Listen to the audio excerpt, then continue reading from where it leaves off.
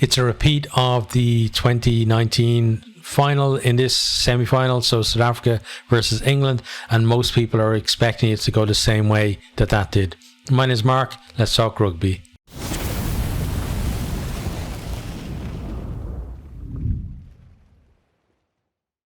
Rugby World Cup 2023, semi-final number 2, England versus South Africa. This one is in the Stade de France in Saint-Denis, just outside Paris. It's on Saturday, 21st of October. Kickoff is 8 p.m. BST. This is world number 5 versus the newly installed world number 1s. So let's have a look at the two teams, starting with England. Front row, we got Joe Marler, Jamie George and Dan Cole there. So Marler earning a start in this one. We're going to have to see how he goes, and whether the box can kind of get under his skin a little bit, or whether he's able to do it to them. Second row then you got Itoje and George Martin. So Martin, he's been more influential for England, I think, as the tournament has gone on. Itoje as well, he's coming back to a little bit of form, still not up to the level of his celebrations when England do anything good either, though. But hopefully he can get up there and give us a decent showing. Got Courtney Lawes there. For me, over the last little while, certainly one of the best England forwards, and the most consistent as well. You got Tom Curry, who's done so well, I think, since he's come back from his red card. Ben Earl, being pressed into service as an 8 because Bini Vulapola just is not doing it at all. And, playing there at 8, he's had an excellent tournament for them as well. So kudos to him. And probably, we talk about Laws being the most consistent. Ben Earl probably has the most impact in terms of somebody who was outside of that starting team and came in and really just made that jersey their own. Into the backs then you got Alex Mitchell again preferred as the starting 9. Owen Farrell is at 10. So Farrell, kind of similar to the way his team went, really, right? He was influential at the start of the game and at the end of the game, and in that middle period where they kind of fell apart, he wasn't at his best either. You got Elliot Daly is retained on the left wing. Centres again, Manu Tuilagi and Joe Marchant. Tuilagi, he some really good carries, got that try as well. Marchant, I thought, had a very good game as well. They looked like a decent combination there. Johnny May then on the right wing. Neither Daly or May, they're not really that flash, but they do what Borthwick needs them to do.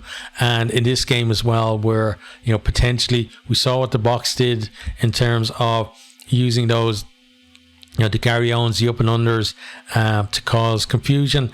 And these guys over Arundel, you probably go for them, wouldn't you, in terms of just diffusing those. In terms of if you wanted to win the game, though, I think, or let me rephrase that, if you want to just really go after it and try to win the game in terms of just your own play going forward, then Arundel is in there. But all around game, probably Daly and May, but I still think Arundel was worth at least give him a try in the quarterfinals and see how he went, and then maybe put his hand up for a semi. But Borthwick has different opinions than me. Freddie Stewart was restored at 15. So I think it was going to come back in for this game, because it's a very different team that you're playing. The box, we talked about before when we looked at the stats, they don't kick that often, but when they do, they will target what perceived weak areas of the opposition, and they'll do it repeatedly as well. So although they won't kick a hell of a lot, they will kick to a certain person or a certain area a hell of a lot if they think that they can make hay from it. And if Marcus Smith had been in that 15 jersey, he would have been just bombarded, I think. Smith, I think he failed an HIA or something and can't be included, but I think he was going to be on the bench in this one. He wasn't going to be starting. Freddie Stewart, I think, was a lock for this game. Subs bench then, you got Theo Dan, Ellis Genge and Kyle Sinclair there as well. So Gens dropping down to the bench with Marler starting. He's one that, we've seen with the box where the props that are coming on are at times performing better than the guys that are starting.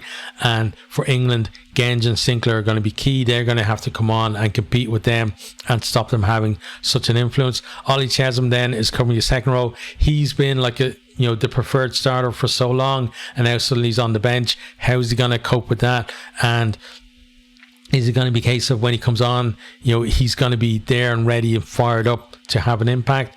And just one thing with that you have to be careful of is that, when a player finds themselves in that position, that they don't come on and do something silly and get themselves carded because of, just being too enthusiastic about trying to have an impact on the game. Then you got talking about impact or lack of it. Vinny Vunipola is still retained.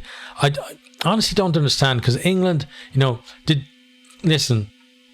they don't have the best, at the moment at least, the best riches in terms of back row talent, but there's certainly more talented back rows in that squad who cannot get into the matchday 23 than Vinny Vunipola. Maybe, he's going to shut me up and come on and be amazing and actually win the game single-handedly for England, and in that case I'll put my hands up and say I'm wrong. For me though, he had very little impact when he came on in the quarterfinals, and I expect it to be very similar actually when he comes on in the semi-final as well. Got Danny Kerr there covering 9, George Ford covering 10, so I expect when he comes on, Farrell is probably going to move into the centres, and the two of them are going to be on. So, but if you needed someone to come on and potentially set up for and slot a drop goal, because it's not just about taking the kick, it's about making sure that you're in the right position and the team are in the right position. I think Ford is the guy to go for over Farrell, at least for me. And Ollie Lawrence there is general cover, as it were. Probably he probably will come on in the centres. We'll probably see maybe both centres replaced, or someone's going to have to move out to the wing if one of the wingers have to come off. But I imagine that he is probably going to come on in the centres. On to then the box team.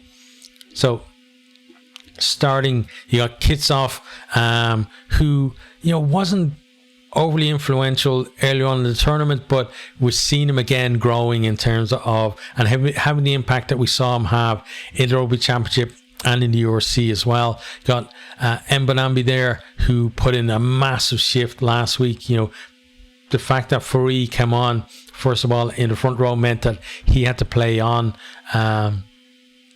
for longer than maybe expected. Malherbe there, another guy who his influence has increased as the game's gone on. Etzebeth, he got a yellow card last week, but also come up with that try that pretty much meant that France had to chase the game and put his team in the box seat.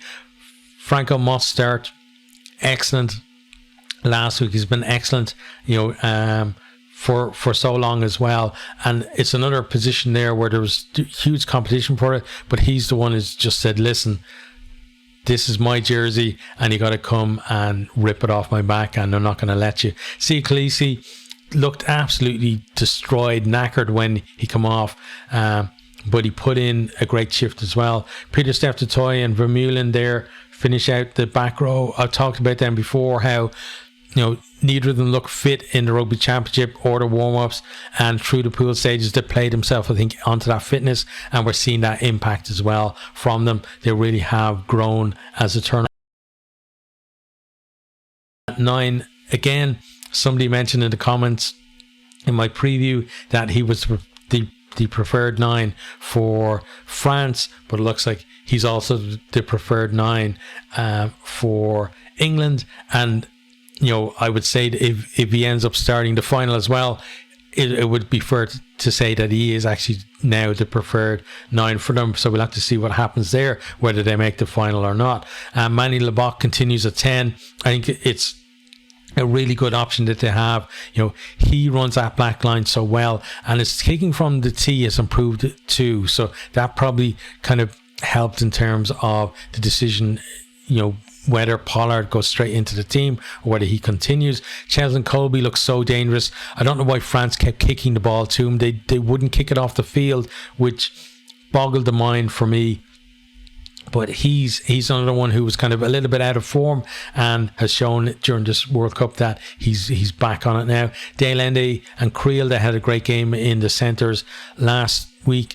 Kind of a different prospect for them this week in terms of they're going to want to stop the impact that Tuilagi had for England early on last time, and then start to impose themselves once they kind of got hold of that. Curtly Arnsa, again, excellent last week.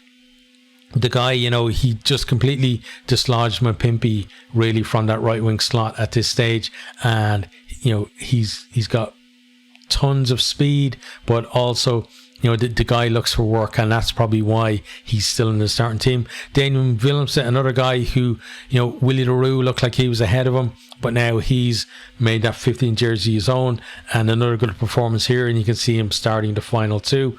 And I think his overall play has improved too, now that he probably feels a little bit more comfortable in the jersey, that he doesn't have to keep swapping it with LaRue.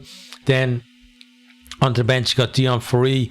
Now the question is, where is he going to come on when he comes on? Is it going to be the back row, or will he come on at hooker? Oxenche and Vincent Koch both have had tremendous impact off the bench, and Box are going to want that to continue. Orji Snyman as well, another guy who's had great games from the bench.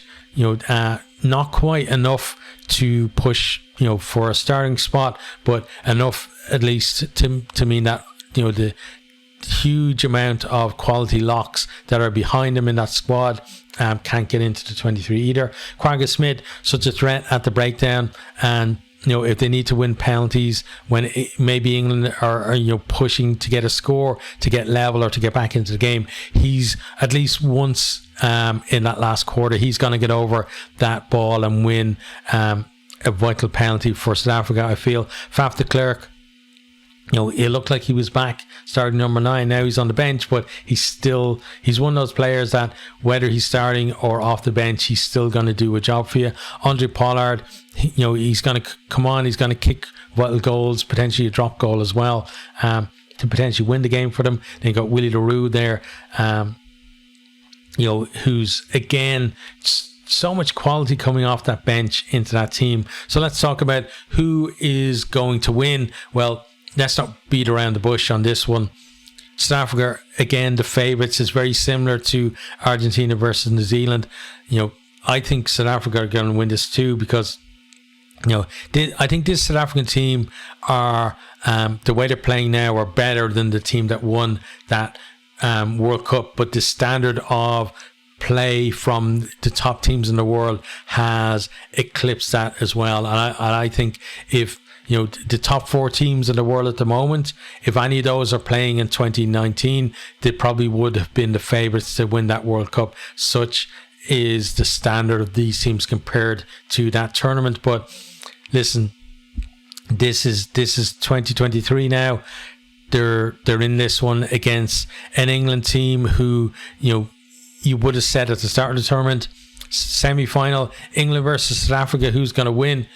Everybody would say South Africa. I think most people still would now. England, they do have a chance, and the form that they discovered through the pools and then the quarterfinal as well gives them that chance and that. But South Africa, they've just got so many strings to their bow now. They're not just a forward-dominated team. They've got the backs to do it. They're willing to use the backs, especially with Lebok there. He's going to demand that ball, and he's going to be exploiting space as well. And because of that, I think that South Africa are just going to have too much for this England team, and they're going to win.